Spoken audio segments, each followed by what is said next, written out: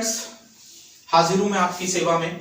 और आज मैं एक बहुत ही अच्छा आपके सामने टॉपिक लेकर के आया हूं जो किसी भी एग्जाम में, चाहे वो एयरफोर्स हो, सीएचएसएल हो, नेवी हो, कोई भी हेड कांस्टेबल से लेकर के हम सीटेट, यूपीटेट, सुपरटेट, कहीं की भी बात करें, उसके बगैर कोई भी एग्जाम जो है वो अधूरा माना जाता है और हम कल्पना भी नहीं कर सकते उसके बारे में। तो आज जो हम चर्चा करेंगे वो करेंगे फाइंडिंग एरर्स पर, यानी कि एरर किस प्रकार से हमको ढूंढना है। आप जानते हैं कि हमारे एग्जाम्स में ए बी सी डी करके कुछ पार्ट्स बनाए जाते हैं और उसमें पूछा जाता है कि पार्ट ए में एरर है, बी में है, सी में है, या डी दे दिया जाता है कि नो एरर, यानी कि किसी में एरर नहीं है।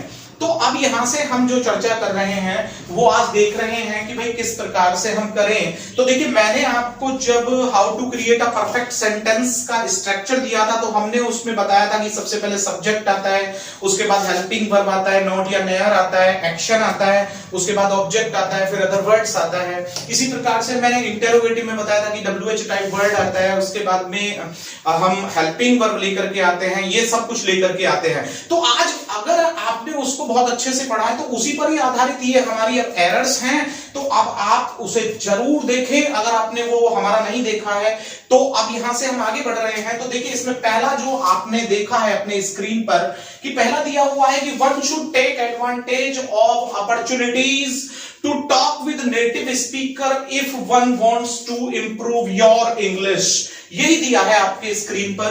तो आप यहां पर देखें तो इसके लिए नियम लगता है कि यदि वन के बाद हेल्पिंग वर्ब या मेन वर्ब दिया जाता है, क्या दिया जाता है, हेल्पिंग वर्ब या मेन वर्ब दे दिया जाता है, तो श्योर है कि जो उसमें हम पॉसेसिव यूज करते हैं ना, क्या यूज करते हैं, पॉसेसिव। पॉसेसिव जानते हैं ना, यूज ऑफ अपना मैंने बताया था, तो वो क्या लगता है वहां पर, वो लगता है वंस। क्या लगता है, वंस। और एरर के रूप में वहां पर या तो हिज दिया जाता है, या वंस दिया जाता है, या हर दिया जाता है, और ये एरर होते हैं वहां पर। तो श्योर है कि इसमें दिया है, देखिए आपने देखा है वन वांट्स, देखिए वन वांट्स टू इंप्रूव, यही दिया है, to improve your English, to improve your English.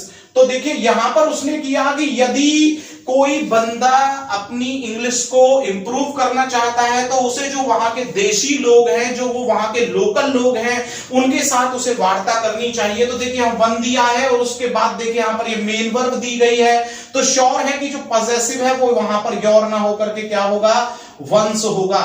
तो आई थिंक कि आप समझ गए हैं कि जो इसमें एरर पोर्शन है वो हमारा कौन सा है। तो यहां पर वन, तो योर के स्थान पर क्या आ जाएगा, वंस आ जाएगा, ठीक है ना। तो चलिए अब हम यहां से आगे नंबर 2 को देखते हैं और देखते हैं कि नंबर 2 एरर जो है वो हमारी क्या कह रही है। देखिए इसमें दिया है everyone can develop, everyone can develop one's latent capacity. अब देखिए पहले ये समझिए, लेटेंट कैपेसिटी यानी कि छिपी हुई प्रतिभा, यानी कि प्रत्येक बंदा जो है वो अपनी छिपी हुई प्रतिभा को निकाल करके ला सकता है, उसे डेवलप कर सकता है। और कब कर सकता है, if he has sufficient desire, यदि उसके साथ उसके पास पर्याप्त मात्रा में डिजायर है, इच्छा है क्या करने की, टू डू सो, ऐसा करने की। तो अब देखिए यहां पर दिया है, क्या दिया है, आपका वर्ड जो दिया है एवरीवन, और जब यहां पर एवरीवन दिया है तो मैं आपको बता दूं कि एवरीवन कैन, और एवरीवन कैन के बाद क्या दिया, हेल्पिंग वर्ब दिया है, ठीक है ना, हेल्पिंग वर्ब। और मैं इस एवरीवन को क्या मानूं, यहां पर मैं एवरीवन को इंडेफिनिट वर्ड मानूं। और जब ये इंडेफिनिट वर्ड है और इंडेफिनिट वर्ड के बाद, याद रखिएगा, इंडेफिनिट वर्ड के बाद क्या दे दी जाती है, हेल्पिंग वर्ब दे दी जाए, मेन वर्ब दे दी जाए, याद रखिएगा, या कोई भी मॉडल एक्सिलरी वर्ब दे दी जाए, तो श्योर है कि वहां पर जो यूज ऑफ अपना यानी कि जो पॉसेसिव लगता है, क्या लगता है, पॉसेसिव लगता है। जैसे मैंने बताया कि वन के बाद यदि ये दिया है हेल्पिंग वर्ब तो हम क्या लाते हैं, वंस।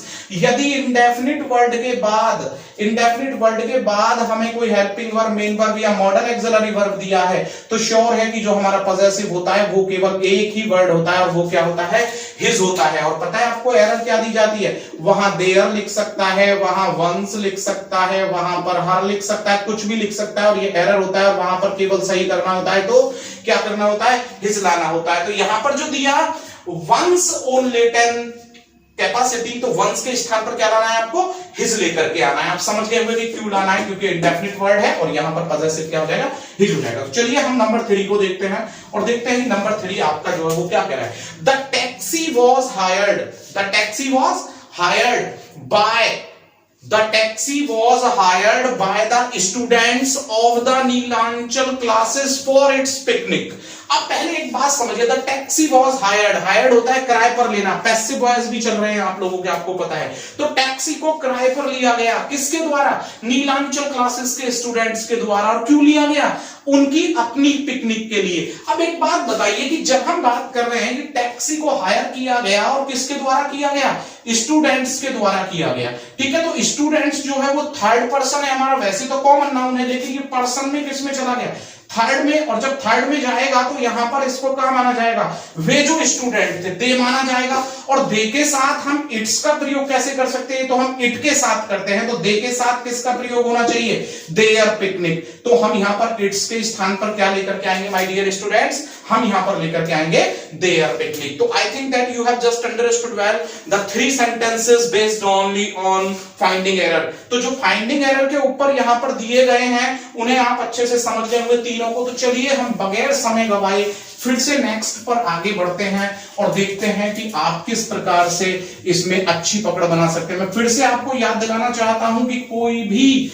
एग्जाम, चाहे वो सीटेट हो, सुपर टेट हो, रीट हो, एयरफोर्स XY हो, नेवी हो, हेड कांस्टेबल हो, किसी भी प्रकार से, अभी जीडी भी आ रहा है, उसके अंदर भी आपको जो ऑप्शन दिया जाएगा या तो हिंदी लेंगे या इंग्लिश लेंगे, कोई भी एग्जाम इसके बगैर नहीं चलेगा। तो नंबर 4 की बात करते हैं। अब यहां पर दिया कि कोलंबस वॉज द फर्स्ट, क्या बोल रहा है वो, Columbus was the first man who invented America after his many hazardous journeys। पहले तो ये समझिए कि hazardous क्या है, hazardous होता है साहसिक। तो वो कह रहे हैं कि कोलंबस पहला आदमी था कि जिसने आविष्कार किया था अमेरिका का बहुत सी अपनी साहसिक यात्राओं के बाद। तो आविष्कार किया था, जरा नंबर 4 पे गौर दीजिएगा। नंबर 4 कहता है कि भाई टू इन्वेंट, और एक होता है टू डिस्कवर। अब देखिए यहां पर जरा ध्यान दीजिए, टू डिस्कवर का मतलब तो होता है खोज करना, और खोज करना यानी कि कोई भी भौगोलिक खोज करना। और टू इन्वेंट से तात्पर्य हमारा होता है आविष्कार करना। तो अब आविष्कार करना जो होता है, जो इन्वेंशन हमारा होता है, वो किसके अकॉर्डिंग होता है, वो तो हमारा साइंस के अकॉर्डिंग होता है। तो कोलंबस पहला आदमी था जिसने अमेरिका की यानी भौगोलिक रूप से खोज की थी। तो जब भौगोलिक रूप से खोज की थी तो हमें यहां पर क्या लाना है, डिस्कवर। और जब ये पास्ट इंडेफिनिट पे जा रहा है तो डिस्कवर का क्या हो जाएगा यहां पर, डिस्कवर्ड। यानी कि कोलंबस पहला आदमी था जिसने डिस्कवर किया था, यानी जिसने खोज की थी किसकी, अमेरिका की खोज की थी, ठीक है ना, अपनी बहुत सी साहसिक यात्राओं के बाद। चलिए हम नंबर 5 की ओर चलते हैं।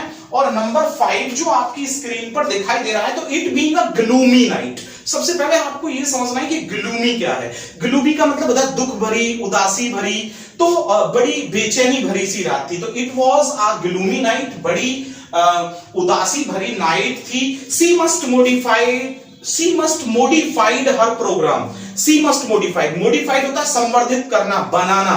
तो उसको मॉडिफाई करना था अपना प्रोग्राम, क्या करने के लिए, अटेंड अ पार्टी, एक पार्टी अटेंड करने के लिए। देखिए मैं जब आपको वर्ब पढ़ाया था तो मैंने कहा था कि जब भी मॉडल एक्सिलरी वर्ब आ जाएगी, क्या आ जाएगी, मॉडल एक्सिलरी वर्ब। तो मॉडल एक्सिलरी वर्ब के बाद याद रखिएगा हमेशा first form of the verb आती है। फर्स्ट फॉर्म ऑफ क्या आती है, वर्ब आती है। कौन सी फॉर्म आती है, फर्स्ट फॉर्म। लेकिन आप एक बात याद रखिएगा कि जब भी आप मॉडल एक्सिलरी वर्ब लेते हैं तो मॉडल एक्सिलरी वर्ब के बाद यदि बी दे दिया जाता है तो वर्ब कौन सी आती है आपकी, थर्ड आती है। तो इन दोनों ट्रिकों को आप अपने दिमाग में रखिएगा। तो यहां पर वो कह रहे हैं कि बहुत ही उदासी भरी नाइट थी, इसलिए उसको अवश्य करना चाहिए था, अपने प्रोग्राम को मॉडिफाई करना। और किसके लिए, पार्टी में जाने के लिए। तो करना चाहिए था। तो मॉडल एक्सिलरी वर्ब जब दिया है और वहां पर वर्ड दिया है मॉडिफाइड, तो मॉडिफाइड के स्थान पर क्या होना चाहिए था, मॉडिफाई। क्यों होना चाहिए था, क्योंकि मैंने कहा कि मॉडल एक्सिलरी वर्ब के बाद आपको क्या लाना होता है, फर्स्ट फॉर्म लाना होता है वर्ब का, जबकि वहां पर कौन सा दिया है, वो सेकंड या थर्ड फॉर्म दिया है, जो कि एक मिस्टेकन है। तो आप समझ गए होंगे कि हम इसे कैसे इस प्रकार से अच्छे से कर सकते हैं। तो शायद आप इन पांचों एरर्स को समझ गए हैं, ठीक है ना। तो मैं मानता हूं कि आप नंबर 6 को भी हम यहां पर देख लेते हैं। और नंबर 6 जो हमारा यहां पर है, नंबर 6 कह रहा है कि Amresh plan to not go. Amresh ने प्लान किया to not go on a vacation this year. Amresh ने प्लान किया कि वो नहीं जाएगा इस साल वैकेशन पर, यानी कि छुट्टी पर। तो ये तो बिल्कुल मॉडिफाई है, और उसने कहा है यहां पर, ये तो बिल्कुल एक रेडीमेड है। और रेडीमेड कैसे है कि Amresh planned to not go. Amresh planned, planned का मतलब कि मेन वर्ब है यहां पर, planned main verb, Amresh planned, और वो उसके बाद कह रहा है to not go. To not go जो है यहां पर, आपको पता है कि इंफिनिटिव टू के साथ हम वर्ब को लेकर के आते हैं। तो Amresh planned to not go ना आकर के क्या आना चाहिए, Amresh planned not to go. Not to go क्यों आना चाहिए, क्योंकि आपको पता है कि जब इंफिनिटिव टू का हम प्रयोग करते हैं तो उसी के साथ ही तो हम नानी ने जोड़ते हैं। तो अमरेश ने प्लान किया नहीं जाने का, तो नहीं हम पहले ले आए, और जाना, तो जाना तो टू गो हो जाएगा। तो यहां पर क्या करेंगे हम, नॉट टू गो। तो आई थिंक दैट आप बहुत अच्छे से समझ गए होंगे कि इसमें जो एरर पोर्शन है वो क्या है। और मैं जल्दी ही आपके सामने पुनः कुछ और वाक्य लेकर के आऊंगा एरर फाइंडिंग से ही रिलेटेड। तब तक आप हमारे साथ जुड़े रहिए और अपने मित्रों के साथ हमारे चैनल को शेयर करते रहिए, और इस पर लाइक, शेयर और कमेंट करना बिल्कुल भी ना भूलें। मैं जल्दी आपके सामने उपस्थित होऊंगा। धन्यवाद।